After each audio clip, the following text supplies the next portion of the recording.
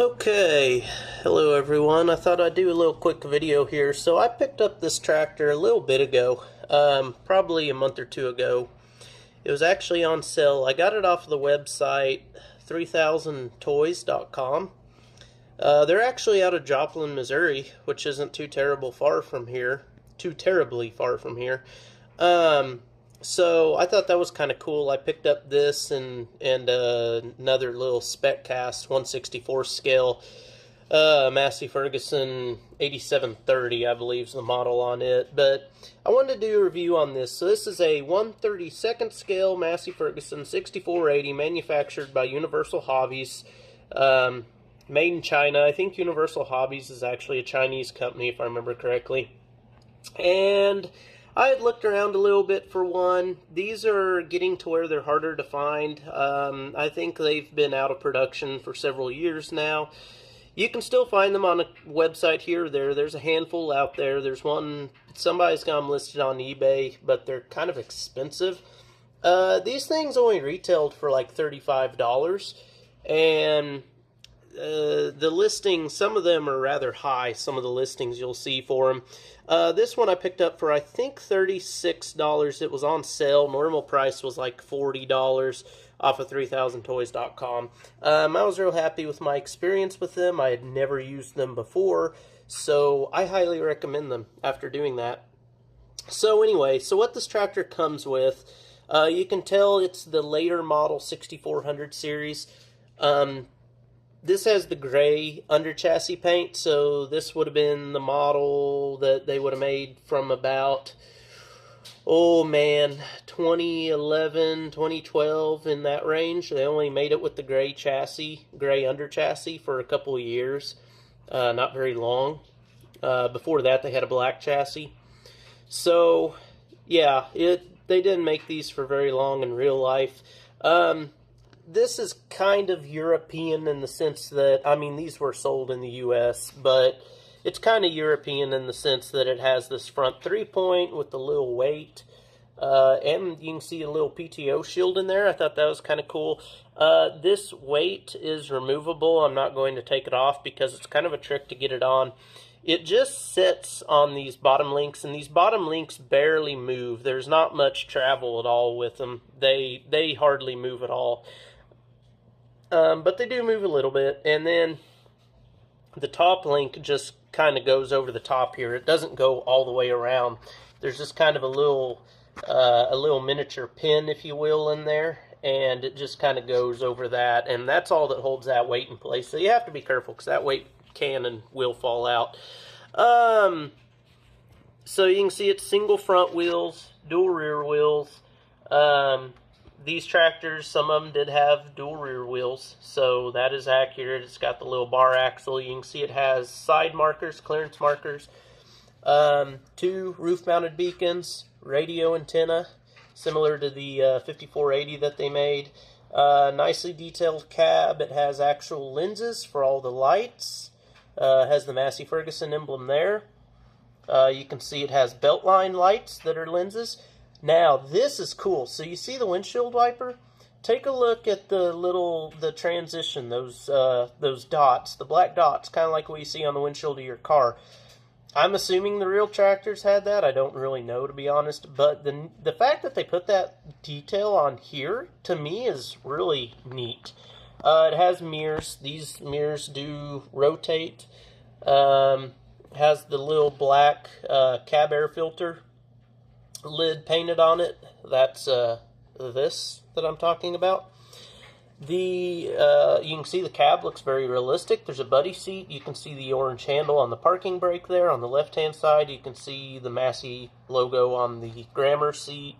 The Grammar seat seems to be pretty realistically detailed. However, anyone else notice it looks like that armrest is upside down? I've never noticed that. It's hard to see back in there, but I swear that armrest is upside down. That's hilarious. Has the control arm over there. I'll have to try and turn it in a minute. This is the Dyna 6 transmission, so it'll have the little T-handle. I'm trying to... Oops, that's not it. The door opens. I was pulling on the handle. So, I don't know if you can see that. I like to be gentle with these things.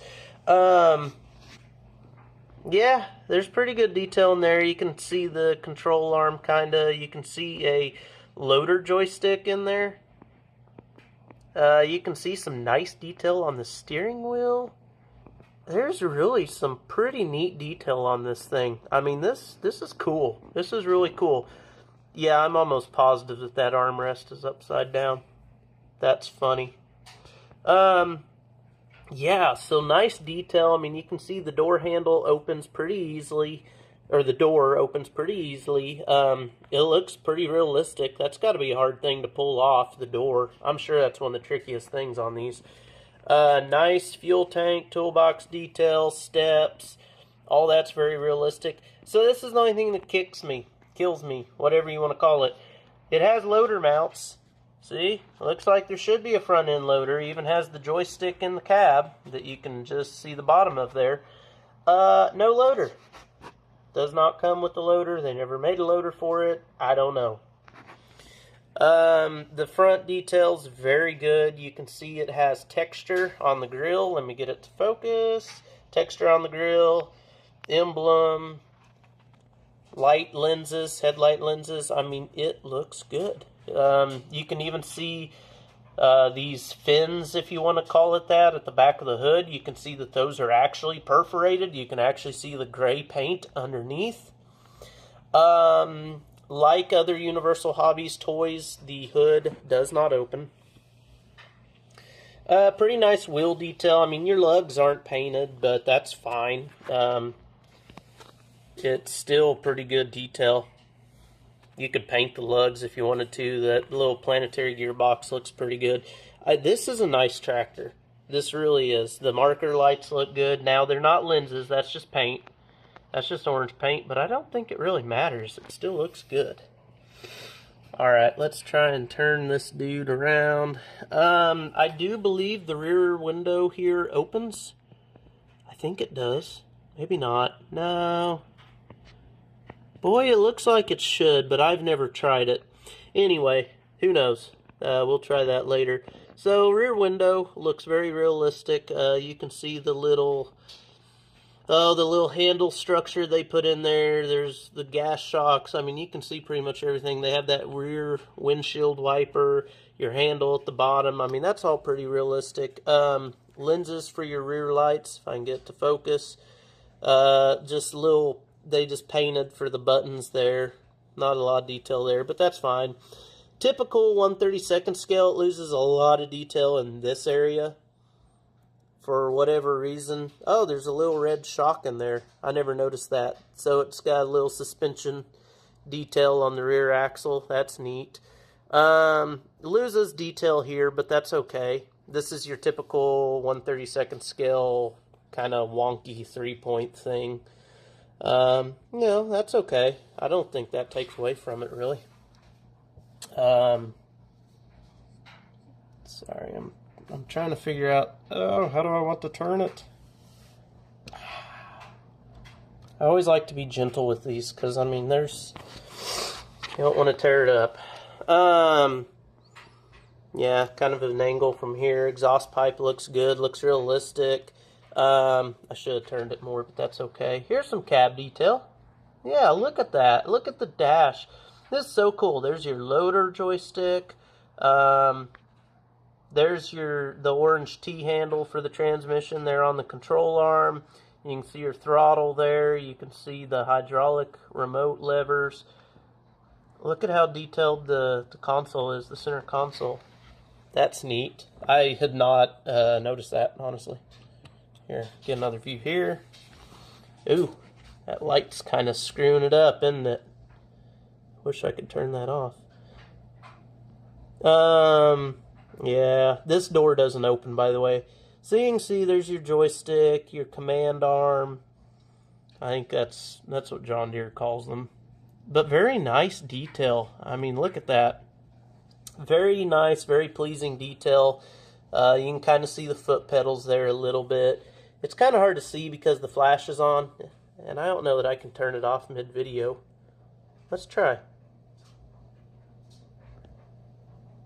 I'll be darned. Ha! This phone's amazing.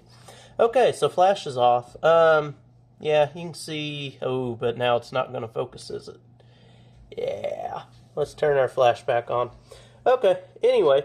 Yeah, I mean, pretty detailed. There's your battery box. Here's your exhaust, where it goes down out of the engine bay and then comes up at your corner post.